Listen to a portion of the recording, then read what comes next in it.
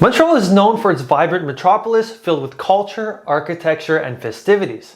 But just beyond the island of Montreal lies the suburbs of the Greater Montreal area, offering a different pace of life and a unique set of advantages. In today's video, we take a look at the main differences between living on the island of Montreal or living off the island of Montreal. But first, let's roll the intro.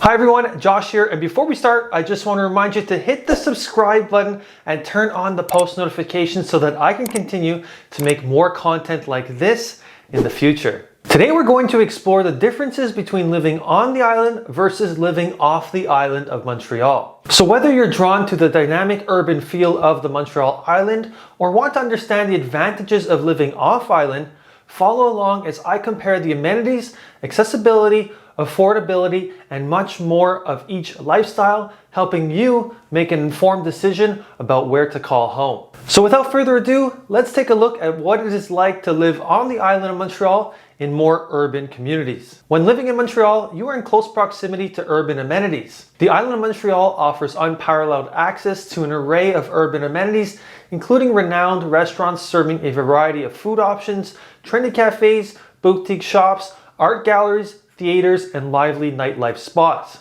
Montreal always has some activity happening, providing residents with endless entertainment options. This is not to say living off the island does not have similar amenities, especially with the expansion and growth of Laval, the South Shore, North Shore, and Vaudreuil-Soulanges. However, these amenities may not be as easily accessible as they are on the island of Montreal. Moving on, Montreal can provide an urban lifestyle. If you like living in a higher pace, higher energy environment, then the island of Montreal embodies this. Montreal can be characterized by bustling streets, unique neighborhoods, and a vibrant atmosphere. Each area offers its unique blend of architecture, cuisine, and cultural attractions, catering to diverse tastes and interests. There are several areas in Montreal that can be considered much slower paced. However, in general, the Montreal island just feels a little more busy as it is more densely populated. In Montreal, there is efficient public transportation. Montreal has a very easily accessible public transportation system consisting of buses, the metro, and commuter trains. Living on the island provides convenient access to these transit options, allowing residents to navigate the city easily without the need for a car. The STM, which is our public transportation provider, operates throughout the entire island and serves the both urban and suburban areas. With easy access to public transportation, you can get just about anywhere on the island without a car. Montreal can provide many employment opportunities as well. Montreal is a thriving economic center with a diverse range of industries, including aerospace, technology, finance, healthcare, and entertainment. Many major companies and startups and educational institutions are located on the island, offering abundant job opportunities across sectors. The downtown core in particular is a hub for businesses and professional services. Since many job opportunities can be found on the island of Montreal, it can help reduce the burden of commuting if you live on the island. Montreal has a lot of cultural diversity and events. Montreal is renowned for its cultural diversity and vibrant arts scene. Living on the island exposes residents to a variety of languages, traditions, and cultural events, including festivals like the Montreal International Jazz Festival,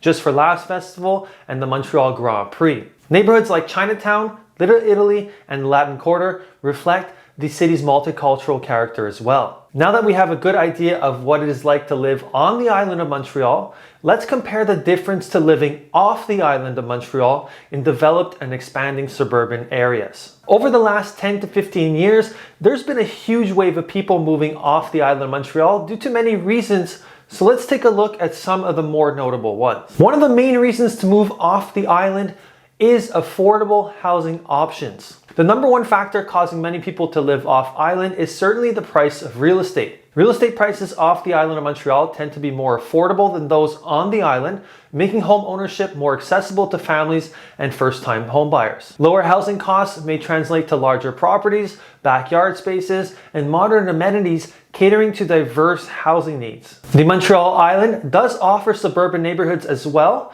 notably in the West Island of Montreal. However, housing costs in these areas can be quite a bit higher than the off-island areas, and the properties can sometimes be older construction. To give you an idea of pricing, the median price for single-family homes on the island of Montreal as of this year is $737,000, and for condos it is $455,000. Now, if you consider the Laval area, the median price for single-family homes in Laval is $536,500, and for condos it is $385,000. For the North Shore, the median price for single-family homes is $499,000, and for condos it is $336,000. When looking at the South Shore, the median price for single-family homes is $545,000, and for condos it is $370,000. And finally, for the Vaudreuil-Soulanges area, the median price for single-family homes is $575,000, and for condos it is $320,000.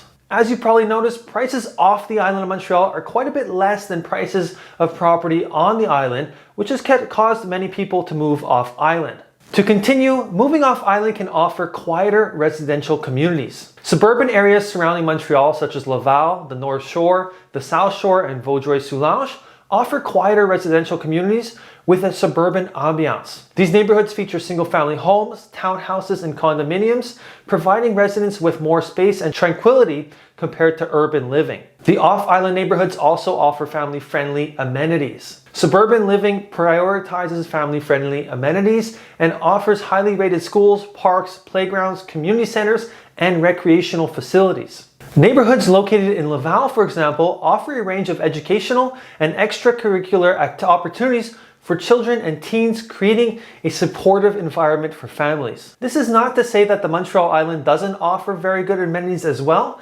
However, off the island of Montreal, you will find many more young families, creating a family-friendly environment. Another factor is commute considerations. Commuting from suburban areas to Montreal's downtown core for work or leisure activities may involve longer travel times when living off-island, especially during rush hours. If you live off the island of Montreal, I highly recommend having a car or having access to a car. Access to major highways, including autoroutes 20, 40, 13, and 15, can facilitate your daily commute. You can still take advantage of public transportation, and Montreal is connecting the REM train to several off-island cities.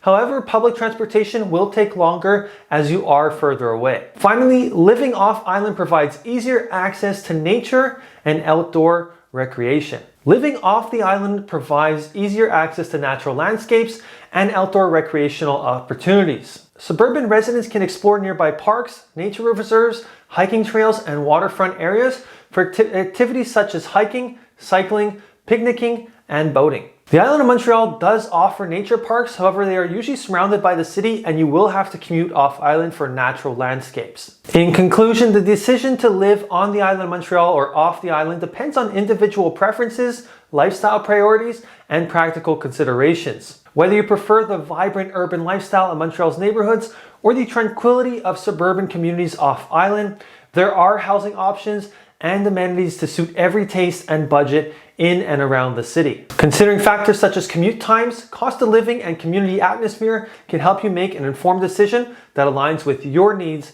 and preferences. With that, this video is officially over, and if you made it this far, I want you to let me know below in the comments if you were to move in the near future, would you prefer to live on the island of Montreal or off the island of Montreal, considering the points I mentioned above? Drop a comment below and let me know. If ever you're looking to buy or sell property in Montreal or surrounding areas and have any questions, send me a message or an email and I'll be happy to help. You can find my contact information in the drop down menu right below this video. That does it for this week's video. Don't forget to like, comment, subscribe, and turn on the bell notifications for more content like this, and I'll catch you next time.